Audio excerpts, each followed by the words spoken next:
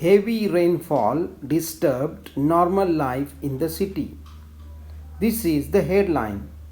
My dear friends, now we will write a detailed news by a staff reporter. Kolhapur, 15th July. The heavy rainfall for the past 3 days disturbed normal life in the city.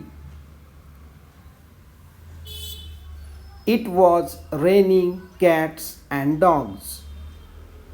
There was water logging in the low-lying areas of the city. Shahupuri, Kasba Bauda and Bapat Camp were the worst affected areas.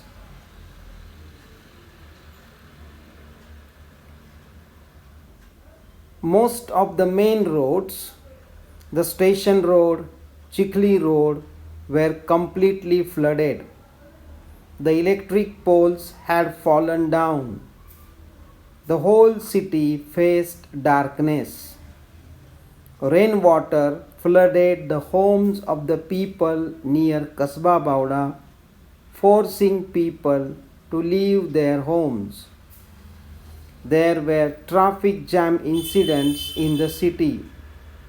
The municipal spokesman said all the city buses were cancelled.